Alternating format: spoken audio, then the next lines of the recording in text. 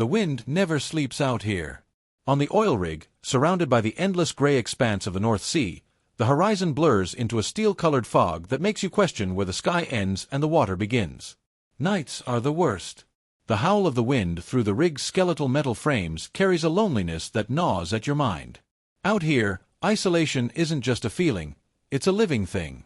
It waits for you in the creak of a support beam, in the oscillation of the waves, in the unsteady flicker of the sodium lights along the platform. And tonight, it came alive. I had been working on the rig Neptune for nearly 5 years, a quiet, steady life punctuated by the occasional storm and the occasional scuttlebutt among the crew. Nothing out of the ordinary. Routine maintenance, rotating shifts, long hours staring at the endless gray sea. Until the radio crackled that fateful night. The voice was faint at first, static-laced, almost like a whisper carried from another time. Distress, vessel. 1978, coordinates. And then it was gone, replaced by the usual hum of the rig's engines. I sat frozen, staring at the radio, thinking my ears were playing tricks. I wasn't alone in hearing it. A few of the guys glanced up from their stations, their expressions a mixture of confusion and apprehension. It wasn't normal for a distress call to reference a date, let alone one from over 40 years ago. Most of the crew laughed it off, attributing it to a misdirected emergency signal or some old transmission looping endlessly over the airwaves. But something about it didn't sit right with me. The words seemed to hang in the air, pressing into the metal around us, and the tone of the voice. It carried a desperate weight that no automated system could replicate. A human fear that had somehow been preserved across decades. The next morning, we received the coordinates. They led us to a patch of sea that had been charted, surveyed, and thoroughly ignored for decades. The waves there moved differently, rolling with a sluggish, almost deliberate rhythm, and the fog clung to the water like a shroud. My stomach churned as we approached. The captain, a grizzled man with more years at sea than I had on Earth, muttered something under his breath about cursed waters. He didn't elaborate, but the unease in his eyes spoke louder than any words. The rest of the crew joked, trying to break the tension, but the jokes fell flat, lost in the oppressive grayness surrounding us. We dropped the submersible from the rig, a bulky, reinforced pod designed to withstand the crushing depths of the ocean. I was chosen to go down first, partly because of my experience with deep-sea machinery and partly because the captain wanted someone young enough to still question what they were seeing. The descent was slow, agonizingly slow. The weight of the ocean pressed against the hull, and with every meter, the light from above dimmed until it felt like we were falling into a black void. The radio crackled intermittently, the same static-laced voice whispering unintelligible fragments, just enough to make the hairs on my arms stand on end. And then I saw it. Emerging from the murky darkness was the outline of a ship, or what used to be a ship. Its hull was jagged and broken, barnacles and rusted metal forming grotesque patterns along its surface. But the strangest thing wasn't the decay, it was the preservation. Certain sections of the vessel seemed untouched by time, almost alive. The ship's nameplate, though corroded, could still be read, the Persephone. I had read about it in old maritime reports. It had vanished without a trace in 1978, swallowed by a storm that had torn across this very stretch of sea. Every sailor who went searching for it had either returned empty-handed or didn't return at all. And yet, here it was, sitting eerily on the ocean floor, as if waiting for someone to find it. I maneuvered the submersible closer, the lights cutting through the murky water and revealing the ship in fragmented detail. Windows shattered, twisted metal jutting out like bones, ropes frayed and hanging like tendrils. And then the movement caught my eye. A shadow flickered inside the vessel, moving with unnatural fluidity. I blinked, certain my mind was playing tricks, but the shadow shifted again, disappearing behind the rusted hull. My heartbeat accelerated. There shouldn't have been anyone inside. The ship had been lost for over 40 years. Anyone on board would be long gone, or so I thought. I pressed the camera closer, trying to capture the interior. That's when I saw them, faint silhouettes, pale figures pressed against the windows, their movements jerky, unnatural, like puppets controlled by some unseen hand. The faces weren't clear at first, just suggestions of human features, but the more I stared, the more defined they became. Wide, unblinking eyes, mouths frozen in silent screams, hands clawing at the glass as if trying to escape something. The air inside the submersible grew thick with a sense of dread. I wanted to pull away, to ascend and forget what I had seen, but curiosity rooted me in place. There was a story down there, a message, and I was determined to find it. The first descent into the ship was a nightmare. Every corridor felt alive, creaking and groaning under the pressure of decades of water. My lights illuminated strange markings on the walls, symbols that seemed etched into the metal rather than corroded by time. I recorded everything, but nothing in my training had prepared me for the sensation of being watched. At every turn, shadows lurked just beyond the reach of the lights, shifting, breathing, waiting. I felt hands brush against the hull, though I knew it was impossible. I wasn't imagining it. Something was there, brushing against the cold metal, guiding me deeper into the ship's belly. I reached what I assumed had been the captain's quarters. The door was partially open, swinging slightly as though nudged by an unseen hand. Inside, the remnants of a desk were covered in marine growth, but a logbook rested on top, strangely pristine, untouched by rust or decay. I picked it up with gloved hands, heart pounding. The pages were brittle but readable. Entries detailed a voyage like any other, but after the date of November 18, 1978, the words became erratic, frantic. The handwriting twisted into something almost unrecognizable. References to the voice in the depths, the watchers beneath the waves, and "we are never alone" filled the pages. And then a final chilling line: "If anyone finds this, do not answer the call. Do not bring them to us." The words burned themselves into my mind as the submersible shuddered violently. Something was brushing against it again, harder this time, knocking on the hull. I tried to radio the rig, my voice catching in my throat. "This is submersible. We need static. Only static." And then a whisper, unmistakably human but distorted by water and time: "Come down! Join us!" The temperature inside the submersible dropped sharply, my breath forming misty clouds in front of me. Panic clawed at my chest, but I forced myself to focus. There had to be a rational explanation. But as the shadow moved again, and the whisper repeated, the rational part of my mind screamed to get out, to ascend, to never return. Something ancient and malevolent lurked in that ship, something that had been waiting for decades for anyone foolish enough to answer the distress call. By the time I returned to the surface, I was shaking. The crew asked what I had seen, and I couldn't bring myself to answer at first. The captain simply nodded, as though he already knew, and muttered something about the Persephone's curse. Most of the men dismissed it as a combination of deep-sea anxiety and overactive imagination. But I knew what I had seen. And worse. I knew the voice had followed me, echoing in my mind even now, soft and insistent, a siren call that refused to be ignored. That night, sleep eluded me. Every creak of the rig sounded like the groan of the old ship. Every shadow seemed to twist into the shape of those pale, watching faces. I tried to tell myself it was just nerves, but the radio crackled again, faintly, and I froze. A voice, clearer this time, spoke directly into my mind: "We know you found us. It's your turn to join." My hands clenched the sheets, the sound of the wind outside rising to a deafening howl. I realized then that whatever had called out to us from the depths was not done. It never would be. And answering it had consequences that no living person could survive. Even now, as I speak, the memory of that first descent haunts me. The shadows, the whispers, the preserved faces pressed against the glass, they are alive in my mind. The rig feels different, hostile, as though it's been claimed by something far older and crueler than us. Every night, I hear it again, the faint, static-laced whisper, drifting across the empty corridors of the rig. The message is clear. The Persephone is not gone. It waits. And now, so do we. The fog had thickened by the next shift, swallowing the rig in a gray haze so dense it felt like the sea itself had risen to claim us. Every movement outside the quarters felt exaggerated, and every creak of the platform sounded like a footstep following me. I couldn't shake the memory of the submersible, the faces, the whispers.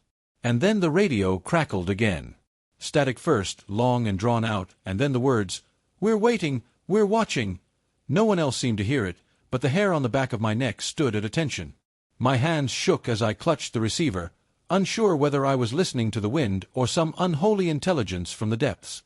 The voice didn't speak like a human, it spoke like water itself, pressing and lapping at the edges of my mind, insistent and patient. I couldn't sit idle. The submersible had captured images, videos, and the logbook, all of which I brought to the captain. His weathered face, normally impervious to fear, had tightened with tension as he studied the footage. He didn't need to say it. His silence screamed the warning. "This is no ordinary shipwreck," he finally muttered, eyes locked on the grainy images of the pale faces. "The Persephone, it isn't just lost at sea. It's something else. Something that should stay buried." I nodded, feeling the weight of his words press on me like the ocean's immense pressure, but curiosity, or perhaps dread-fueled obsession, urged me onward. A decision was made. We would descend again. This time, the crew insisted on deploying 2 submersibles, one for observation and one for active exploration. I volunteered for the second pod, unable to resist the pull of the mystery. The descent was slower this time, deliberate, as if the ocean itself wanted to warn us away. As the rig faded into the murky distance above, I caught glimpses of movement in the water, elongated shadows that twisted unnaturally, darting in and out of my peripheral vision. I told myself it was the currents, sea creatures reacting to the lights, but deep down I knew it wasn't. Something was guiding us, studying us, waiting. The moment I re-entered the Persephone, the water seemed different. Denser, almost viscous, and filled with a low hum, barely audible but vibrating through the hull of the submersible. The shadows were more numerous now, flitting along the walls and corridors, always just out of reach of the lights. I followed a narrow passage toward the ship's mess hall, hoping for clues about what had happened to the crew. The floor was littered with objects suspended in the water, broken plates, warped utensils, papers curling in the slow current. And then I saw them, figures floating upright, arms outstretched, eyes wide with an expression I could only describe as pure horror. They were the ship's crew. But they weren't dead in any normal sense. Their skin was pale and mottled, hair drifting in the water like tendrils, but their eyes were alive, watching, unblinking, and following my every movement. They didn't speak, but their presence communicated something deeper, primal, warning, desperation, and an invitation. I felt my stomach twist as I realized that each one mirrored an emotion I was feeling. Fear, curiosity, regret, but distorted, magnified, and impossible to ignore. I pressed the camera closer, capturing their faces for the crew above. Some of the figures began to move toward me slowly, their motions jerky and unnatural, like marionettes with broken strings. I panicked, trying to maneuver away, but the submersible seemed sluggish, unresponsive. The hum intensified, resonating through my bones, and a new voice whispered through the radio, "Come closer, join us, it's warmer down here." I recoiled. Warmth. The sea had no warmth. This wasn't water. It was something else, something alive, something that fed on the living and the memories of the dead. I tried to ascend, but the submersible shuddered violently, caught in currents that hadn't existed moments before. The figures followed, pressing against the reinforced hull, hands smearing the glass as if they could reach inside. Their eyes were full of longing, their mouths moving silently, forming words I couldn't hear, messages I couldn't translate. I screamed into the radio, begging for guidance, but only static replied. Then I understood. We weren't just discovering the Persephone, it had discovered us. It had waited decades for someone to respond, and now we were tangled in the same nightmare that had claimed its original crew. Inside the ship, the air, or the illusion of air, seemed thick, sticky with an odor I couldn't place. Metallic and rotten, but also sweet, like a memory turned sour. I forced myself forward, following the corridor toward the bridge, hoping to understand what had gone wrong. The closer I got, the more the ship seemed alive, the walls pulsating slightly, as though breathing.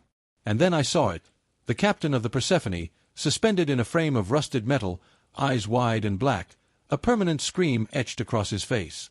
Around him, the rest of the crew formed a circle, all facing inward, limbs twisted unnaturally, caught in some eternal dance of agony. A new realization hit me like a hammer. The ship hadn't simply sunk. It hadn't simply trapped its crew. Something had claimed it, a consciousness that existed within the metal, the water, the very essence of the wreck. And it could reach out, across decades, to anyone foolish enough to respond. The distress call wasn't a mistake. It wasn't an echo of the past. It was a trap. And we had sailed right into it. I tried to retreat, but the submersible's controls were failing.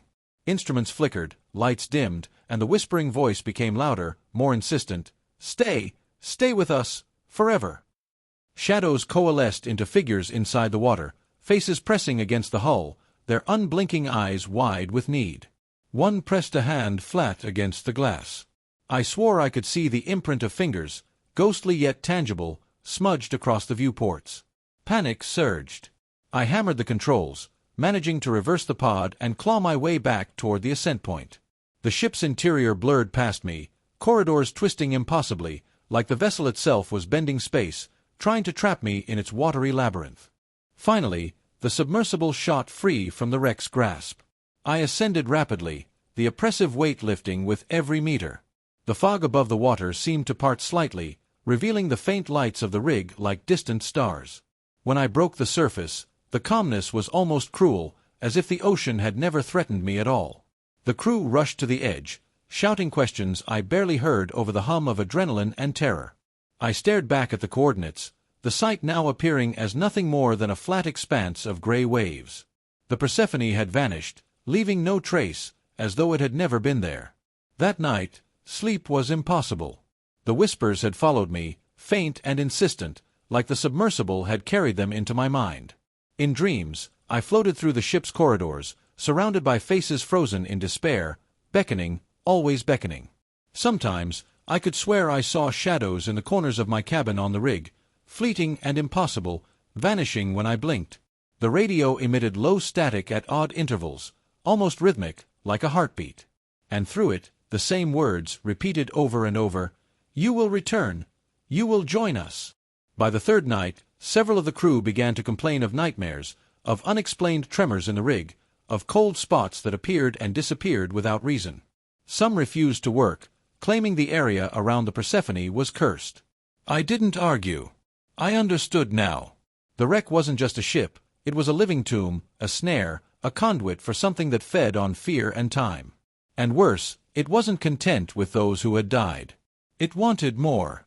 I tried to warn the others, to describe the figures, the whispers, the sense that the ship was conscious, aware, and patient. But words fell flat, inadequate, trivial. How do you explain the sensation of being watched by the dead, of hearing the desperate pleas of a vessel that existed both in history and in some horrifying limbo?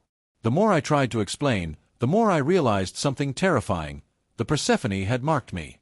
I could feel it in my chest, a constant pressure, a reminder that it knew I was alive, that it could reach me anywhere. The captain finally forbade further dives, his face pale and drawn as he recounted old legends from sailors' logs about the Persephone and its cursed waters. But the radio continued to crackle, the same static-laced message surfacing at random intervals, growing clearer with each passing day. "We are waiting, we are coming, stay!" I tried to ignore it, but ignoring it only made it louder in my dreams. Every sound, the wind, the hum of machinery, even the creak of my own joints, carried echoes of that call. And I knew, deep down, that the ship hadn't disappeared. It had only retreated, biding its time, waiting for someone foolish enough to answer again. The Persephone had become more than a legend. It was a predator, patient and eternal, and we were trapped in its wake. The days following our second dive felt like walking through a waking nightmare. The rig, once a familiar steel labyrinth, had taken on a sinister new character. Shadows lengthened unnaturally along the corridors, moving just beyond the reach of the sodium lights. At night, the hum of machinery seemed punctuated by whispers I alone could hear, soft and insistent, curling into my mind like smoke. My dreams were no longer my own. Each time I closed my eyes, I was back inside the Persephone, floating through its haunted corridors, surrounded by those pale, unblinking faces that pressed against the walls and windows. The crew began to notice changes too. Small things at first, a door left open when no one had touched it, objects shifting positions, the faint, unplaceable smell of decay. But then came the disappearances. It started with Jensen, the youngest deckhand. He went missing during a routine night shift. At first, we thought he had fallen overboard, but no trace of him was found in the churning gray waters. His locker remained untouched, his bed made as if he had simply vanished into thin air. That was when the first real panic set in. I tried to warn the others about the connection to the Persephone, but most of them laughed nervously, unwilling to consider the impossible. Still, the fear was contagious, growing like a slow tide. Late at night, I would sit by the radio, convinced I would hear the whispers again. And I always did. That same static-laced voice, clearer than ever. He stayed. He is ours now. Who will join next? The words weren't just sound. They were pressure, invasive, filling the rig's narrow corridors and lodging in my skull like tiny splinters. The captain, normally unflappable, grew distant and distracted. He spent hours staring out into the fog, muttering to himself about the waters that remember and the curse that waits beneath. The others began to experience something far worse. Murmurs of voices in empty rooms, glimpses of figures at the periphery of vision, and a chilling sense that something was breathing just behind them. One by one, the men reported nightmares so vivid and horrifying they would wake screaming, drenched in cold sweat, muttering the names of the crew lost on the Persephone. I couldn't ignore it anymore. Something was following us, creeping through the fog, wrapping the rig in its invisible grasp. The ship had not been content with keeping its dead. It wanted us, all of us.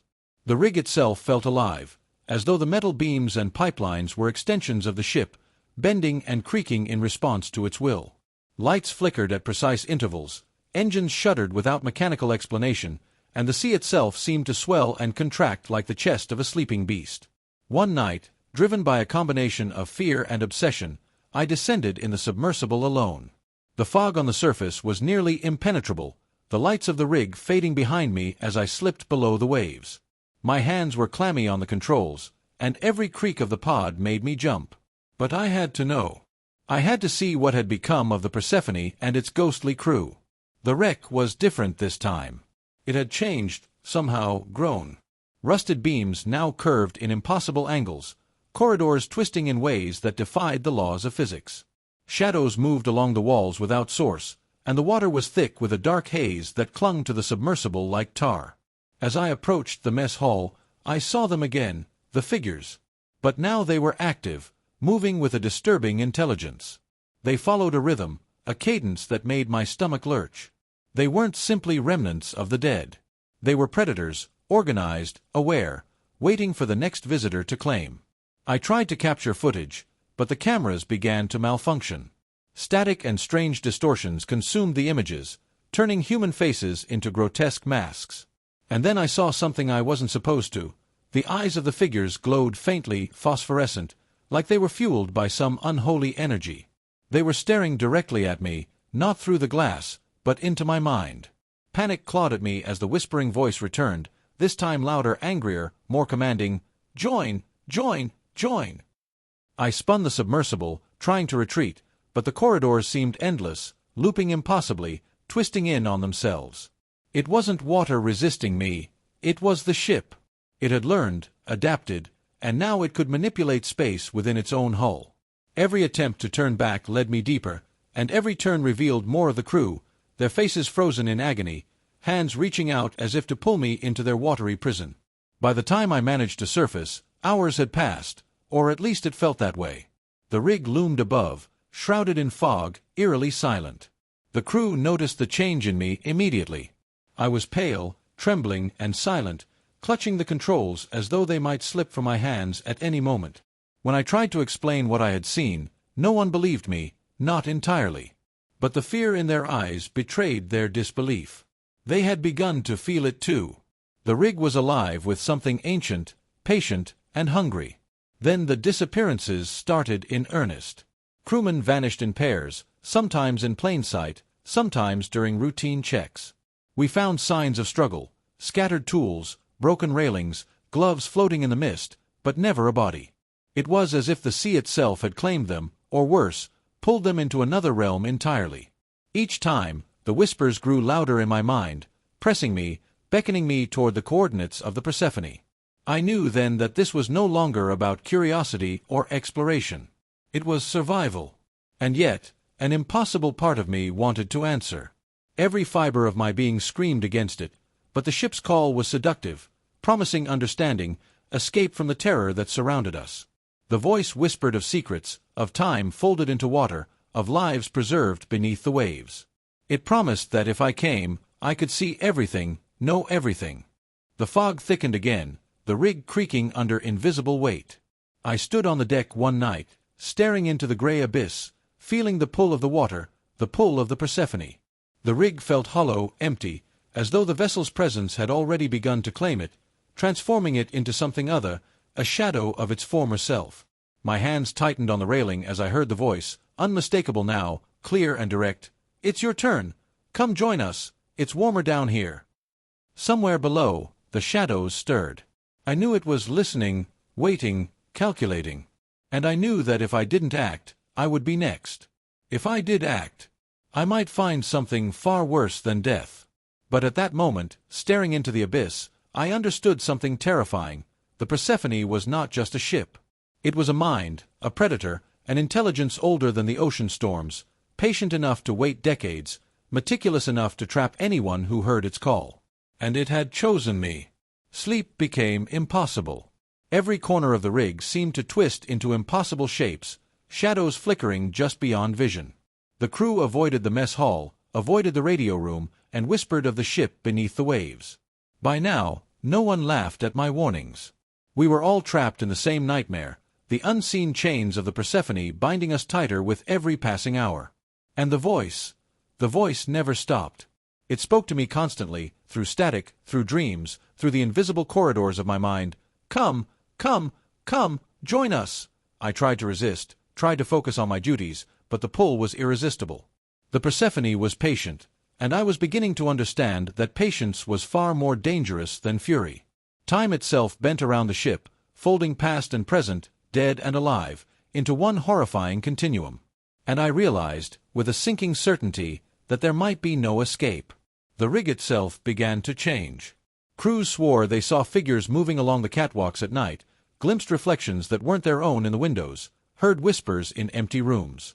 I avoided sleep, avoided the radio, avoided the fog, but the pull grew stronger. And I knew I couldn't hide from it forever. The Persephone had marked me, and the longer I stayed on the rig, the closer it drew me. The dead waited. The whispers waited. And beneath the waves, the ship waited, patient and eternal, ready to claim the next soul foolish enough to answer its call. By the time Part 4 begins, the rig was no longer a workplace, it was a prison. The fog had thickened to a near-solid wall, swallowing the structure in a gray void that reflected nothing, not even the lights of our own platform. The air was heavy, cloying, almost electrically charged with a sense of unseen presence.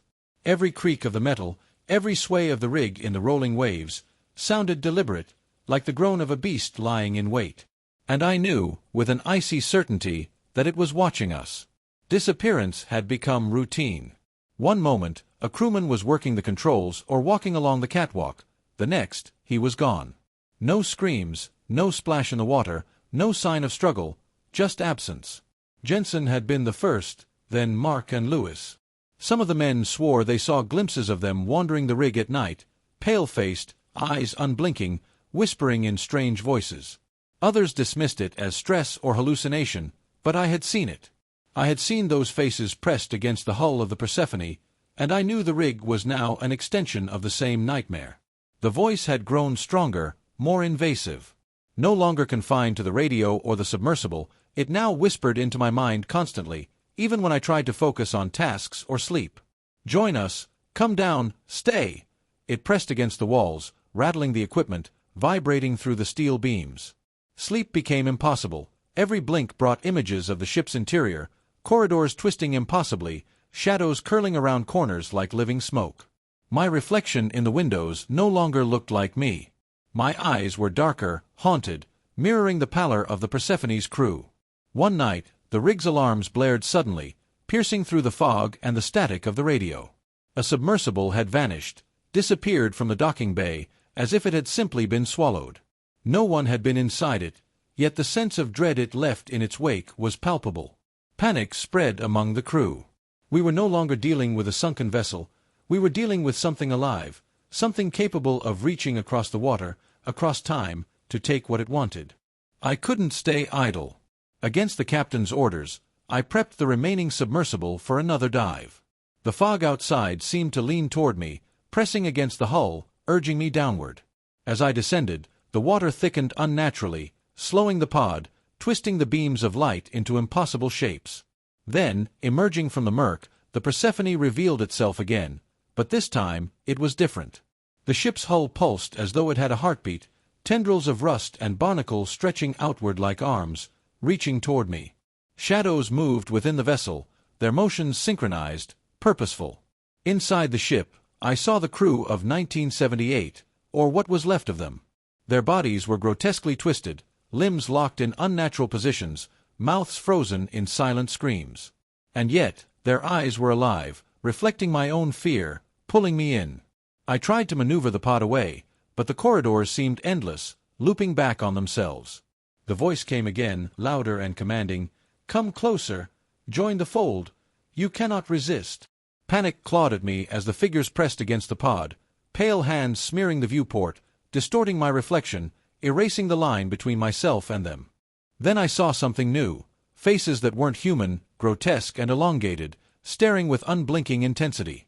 Some had half-melted expressions, bodies fused into the ship's walls, as if the metal itself had claimed them. Others were suspended mid-motion, caught in frames of terror that seemed to stretch into eternity. And always, the whispers, now no longer merely suggestions, but a cacophony of voices, layering upon one another, filling my mind with their chorus of despair. "You belong here. You will join. Forever. Forever." By the time I surfaced, my mind was fraying. The fog outside seemed alive, curling around the rig, and the voices followed me up the hatch, echoing in the corridors. Some of the men had barricaded themselves in their quarters, refusing to emerge. Others wandered aimlessly, muttering about faces in the shadows, hands reaching from nowhere, and cold spots that pressed into them like living hands. The rig itself had become a mirror of the Persephone, an extension of its hunger, its patient cruelty. The captain tried to intervene, organizing teams to secure the rig, to maintain routine. But nothing could stop what had already begun. That night, I witnessed something I will never forget. A shadow detached itself from the fog, solidifying into a form I recognized. It was Jensen. Or at least, what had been Jensen. His skin was pale and blotched, his eyes wide and unblinking, mouth moving in silent mimicry. He raised a hand to me, beckoning. And the whispering voice screamed in my head, "Join us!" I ran, heart hammering, stumbling through the corridors. The rig groaned around me, beams bending, lights flickering. Figures appeared at the edges of my vision, always there, always watching, always reaching. I locked myself in the radio room, barricading the door, desperately trying to contact the mainland. Static answered every call, and through it, the voice laughed, low, mocking, omnipresent. "You cannot escape. The waters remember. The ship waits." By the fourth night, the crew had diminished further. Only a handful of us remained. We huddled together in fear, eyes darting to every shadow, ears straining for the slightest whisper. Sleep was impossible. Food tasted like ash, and the sea outside was a dark, heaving mass that seemed to pulse with malevolent intent. The radio, once a tool of communication, had become a portal, a conduit for the Persephone's will. And through it, the voice spoke directly into my mind, bypassing sound entirely. "You know where we are. You know what you must do. Come join us." By now, the distinction between reality and nightmare had begun to blur. I caught glimpses of the ship in the fog above the waves, impossible shapes that shifted with every blink. Shadows moved through the rig itself, the metal groaning as if bending to some unseen force. I realized with horror that the Persephone didn't just want to claim us, it was remaking us in its image. The whispers weren't just voices, they were instructions, rewriting the mind, preparing us to be absorbed, to join the endless crew of the damned. And then, the first truly unthinkable event occurred. I saw one of the remaining crewmen, a man named Carter, vanish before my eyes. One moment he was beside me, trembling and terrified. The next, he was gone, leaving nothing but a faint ripple in the air, like a disturbance in the fog. His locker remained closed, his bed untouched. And yet, from somewhere, beneath, above, everywhere, I heard him calling my name, distorted and pleading, echoing in the corridors. "Don't come down." I knew then that the rig had become a threshold, a bridge between the living world and the domain of the Persephone. And I was standing on it, exposed, prey to a force older than memory, patient enough to wait decades, intelligent enough to manipulate reality itself. The remaining crew, too terrified to move, clung to the hope that if we ignored the fog, ignored the whispers, we might survive. But I knew the truth. Survival was no longer a matter of skill or luck. It was a matter of whether the ship decided we were ready. That night, I sat alone in the control room, listening to the creak of the rig and the whispers that now filled my mind. I tried to focus on the coordinates, on calculations, on anything that felt real, but the fog pressed against the windows, and the voices whispered with increasing clarity, "We are here. We are everywhere. You will join us, forever." The air grew colder, heavier, and I realized that the Persephone's influence was no longer confined to the water. It had reached us, woven itself into the rig, into the fog, into our minds. By dawn, the rig was silent. Too silent. The remaining crew gathered in the mess hall, huddled together, eyes wide and unblinking, hands trembling. I could see it in them, the pull of the ship, the inevitable surrender to the call that had haunted us since the first descent. I didn't speak. Words were meaningless. We were all connected now, each of us caught in the invisible tendrils of a force older than the sea, patient, waiting for the final moment. And I knew, with absolute certainty, that the Persephone would not wait forever. The fog had become a living wall, pressing in from every direction, suffocating and thick, carrying the whispers of the Persephone directly into our minds.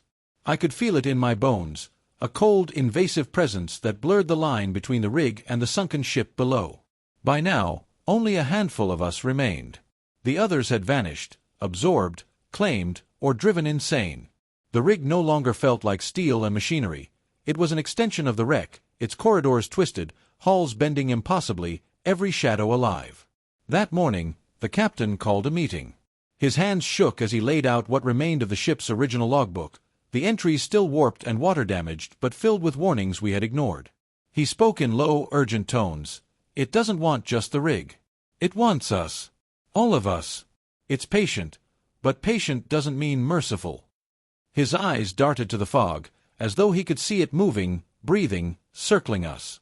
Most of the men were silent, pale, trembling, not out of disbelief, but out of the recognition of the inevitable. The Persephone's influence had seeped into our minds, and rational thought was slipping away like sand through fingers. I tried to prepare myself, to steel my mind against it. But as I approached the radio room, the whispering returned, louder and more insistent than ever. "Come, join us, forever!" I pressed my hands to my ears, but it penetrated, vibrating through the metal, resonating inside my skull. And then I saw movement in the fog, a figure slowly materializing above the waves. At first, it looked like one of the missing crew, but the longer I stared, the more impossible it became. Its limbs were elongated, twisted, and it hovered above the water, suspended by something unseen. Its eyes were black voids, reflecting nothing but fear, and its mouth opened impossibly wide, emitting a silent scream that reverberated inside me. The remaining crew scattered in panic. Some ran toward the lifeboats, some tried to climb the rig's ladders, and some froze, staring into the fog as if hypnotized. I stayed put, paralyzed by the realization that escape was futile. The Persephone didn't just exist beneath the waves, it existed everywhere, in the fog, the rig, and now within us. Its tendrils of influence had wrapped around every mind, every perception, and pulled at our sanity with relentless precision. Then it struck. From the fog, a wave of black water surged upward, curling around the rig like a living entity. Figures pressed against the surfaces, climbing over railings, moving in impossible ways. The remaining crew screamed as the fog and the shadows enveloped them. I saw the hands of the lost crew reach for the living, faces twisted into expressions of despair and need. The air was filled with a metallic tang of fear and decay, mingling with the soundless chorus of the damned. I stumbled back into the control room, trying to maintain some semblance of authority. I grabbed the emergency flare gun and fired blindly into the fog, the light barely penetrating the gray wall. And then I saw it, emerging from the waves, the Persephone itself, impossibly intact, its hull pulsating, shimmering like it was breathing. Figures pressed against the sides, faces pale, mouths open in silent screams, eyes unblinking and desperate. The ship wasn't dead, it was a predator, patient, intelligent, and it was hungry. The voice came again, now unmistakable, inescapable, a torrent inside my mind. "You cannot leave. You are ours. Join us!" I screamed back, trying to resist, but the grip tightened. The rig groaned, beams bending as if alive, ladders twisting into impossible angles. One by one, the remaining crew were taken, pulled into the fog, the water, or simply vanished from existence, leaving only the echo of their screams behind. And then it was just me. Alone. The fog pressed in tighter, and I could feel the pull, the irresistible force calling me toward the coordinates of the Persephone. Every instinct screamed to resist, every rational thought told me to hide, to run, to cling to the rig. But the pull was overwhelming. I felt my body being drawn, limbs moving against my will, eyes fixed on the dark outline of the ship below. The whispers turned into a singular commanding thought. "Join us! You belong with us, forever!" I descended in the submersible one last time, the rig vanishing above, swallowed by the fog as if it had never existed. The water closed around me like a living tunnel, guiding me straight to the ship. As I passed the bow, the faces pressed against the hull greeted me, silent, pleading, warning, welcoming. I reached the captain's quarters, now warped and impossible, the metal bending inward like a throat waiting to swallow me whole. The logbook floated in the water, pages flicking open to the final line. "If anyone finds this, do not answer the call. Do not bring them to us." It was too late. The Persephone's presence enveloped me, its consciousness merging with mine. I felt the weight of decades, the terror of countless lost souls, the cold, methodical hunger of a predator older than memory. The whispers became voices, the voices became faces, and the faces became me. My reflection in the viewport was no longer mine. It was the amalgamation of all those who had been claimed before. And then, in the suffocating darkness, I understood there was no escape. The ship did not simply take lives. It absorbed them, preserved them, and used them to lure the next victim. Somewhere, far above, the rig remained, or at least it appeared to. To anyone looking from a distance, it was intact, empty, silent. But the truth was far darker. The fog would move, the rig would creak, and the radio would occasionally crackle, faintly, a single message from beneath the waves. "We are waiting. Who will join us next?" The Persephone never sleeps. It never dies. And it always remembers. I am no longer me. I am part of it now, bound to the ship, my mind echoing in the depths with those who came before. Sometimes, I feel the pull, reaching out across the decades, through the water, through the fog, seeking someone else to hear the call. And when that call is answered, the cycle continues. If you ever hear a faint static-laced voice over the radio, whispering from coordinates lost to time, do not answer. Do not descend. And above all, do not follow the distress call of a ship that sank in 1978. Because if you do, the Persephone will claim you. And like me, you will never truly leave. The sea is patient. The ship is patient. And it is waiting.